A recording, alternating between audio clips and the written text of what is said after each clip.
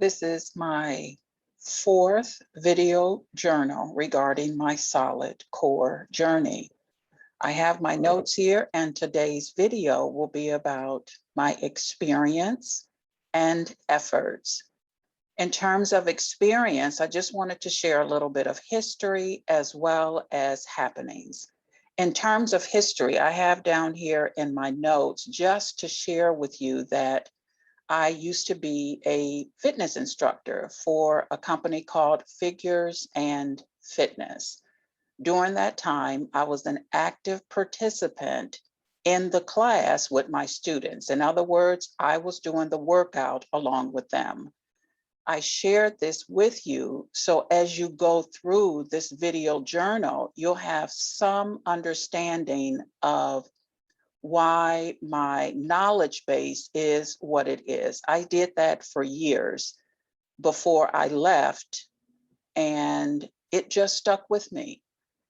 The structure of when to work out, how to take better care of my body. It was all available during that time, and I'm glad about it. That is a good segue to what I had jotted down in my notes as it relates to the happenings. In the fourth class, I'm just wanting to share before what was new and familiar, and some of that will also include some after items that occurred at the class. When it comes to the before, the motivational culture is still available. Here's what I saw on the floor just before I started the class. It says, remember why you came here. Keep pulsing. Now my awareness is a little different, and I'm going to check each time that I go what actual saying is on the floor. The next thing that I jotted down here is, in terms of what is similar, the class sizes remain small and the poses are still just as challenging. I also jotted down that some of the poses, when they were announced by the instructor, I'm getting more familiar with them. So the fluidity is starting to change for me. It's more familiar, and I'm certainly happy about that. What's new? The setup was different this time. These COVID numbers are going up, and I'm sure that some of you are aware of this. This class was taken on, what day was that? Saturday. And the studio, they're just really concerned about it. So this is the first class that I have taken, and we were on each machine, but the students were staggered. For instance, I faced one wall and the other students faced another wall. So you had one student facing the front of the room, the second machine, the second student was facing the back of the room, and that's how the class was conducted. You might remember from my previous videos that there are mirrors all around. So it was really doable. This was just the first time that I had experienced this. Before, the instructor says use every other piece of equipment. But for this one, this was new. I wanted to also introduce something new that I learned about this community class. A community class is taught by an instructor in training, and that's something else that was new. I got an email, and when I got the email, it said that this new instructor will be here for 4 classes. Community classes are at a reduced rate. You still get the same sort of motivation, structure, everything else is available. The only difference is that the instructor is in training. This class was significantly lower. I think you can get some community classes as low as $10. For my particular class, we still seem to work on full body, and the class type was called community class. So for anyone who might be interested and is on a budget, you may want to check for these community classes. when they have instructors in training, might be a good option for you. In terms of what was new for this fourth class, I had some issues during the class with some of the poses. Therefore, after the class, I waited and asked the instructor specifically. There was a woman in the class who was next to me, and as I was speaking to the instructor, I asserted to her how I had been struggling with these side planks. And she said, this is pretty tricky. It's different than what you might think the position is on the floor. The woman next to me, she said, are you talking about those side planks for your side abs, right? And I said, yes. She waved her hand. She said, oh, I just don't do those. And I thought to myself, you're in a workout class and you just don't do them. I said, oh, really? She said, yes, I just don't do them. She said, I just laid on the machine and I waited. So I think the atmosphere is even do the best you can, and whatever you can't do, hey, just wait for the next pose. But for me, this was bothering me because I wanted to know, was there something that I could do better? So the instructor actually took the time.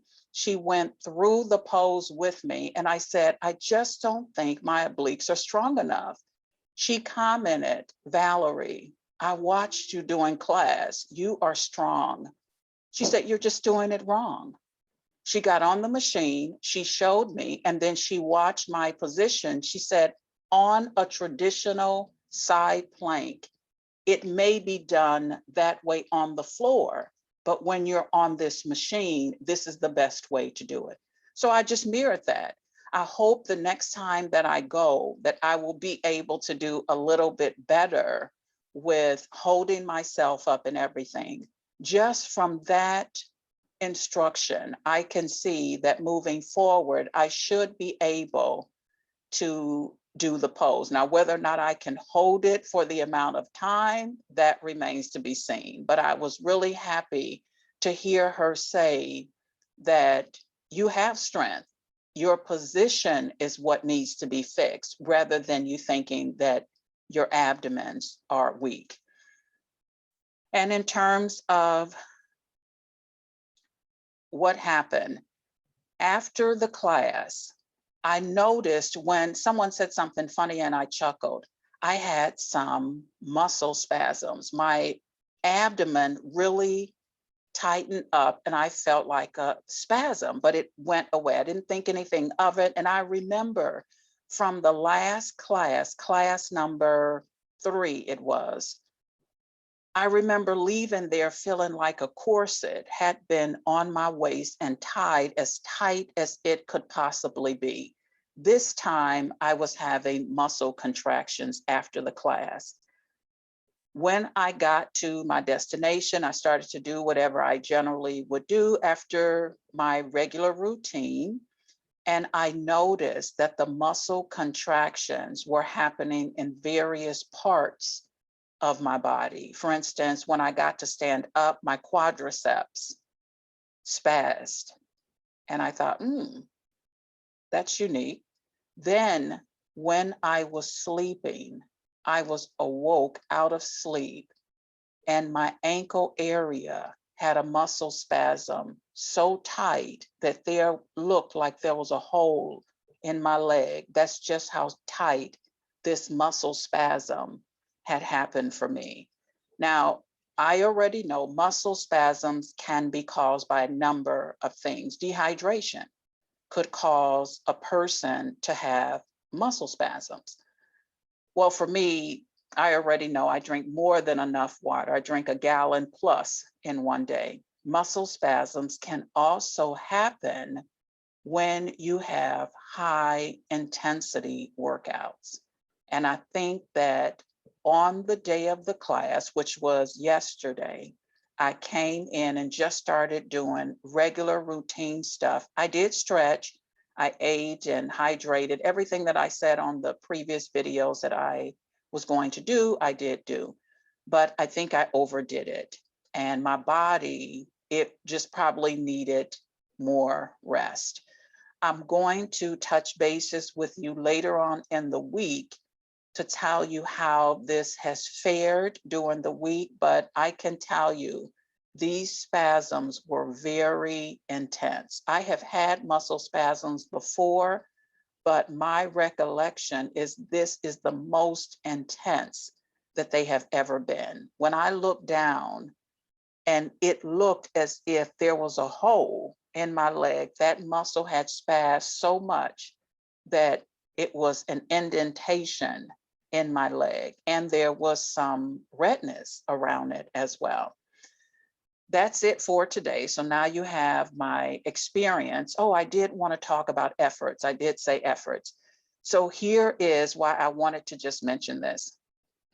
When you go to these classes, it seems to be that these locations, I've gone to 2 different studios in my respective city thus far. The studios are located in areas where parking is just, you park on the street. And generally speaking, I would take an earlier class. This class on Saturday was much later. I got there and I had to drive around. So I just wanted to mention that sometimes when it comes to this whole effort that you have to put in, a consideration for how these studios seem to be set up probably has to be taken into consideration. The first studio that I visited, there were meters. Now you have the whole issue of having to make sure you have change or take out your credit card to go to the meter feeder and you put your meter number in and then you feed the meter that way. Or you can do off-street parking, but you have to make sure that you're in an area that the car won't be towed. This particular time, I got very lucky, I guess. The guy was coming out and I asked, "Are you coming out, sir?" And he said, "Yes." And he rushed to his car and I then took his part. But aside from that, I had been driving around. And in my mind's eye, I thought, wow, this is a lot of effort that I'm having to put in to go to this class. I got over it, but I thought it would merit some discussion. So I wanted to cover that. So I covered experience and I covered efforts in this video. I'll touch bases later on in the week to let you know how I fared. All the best.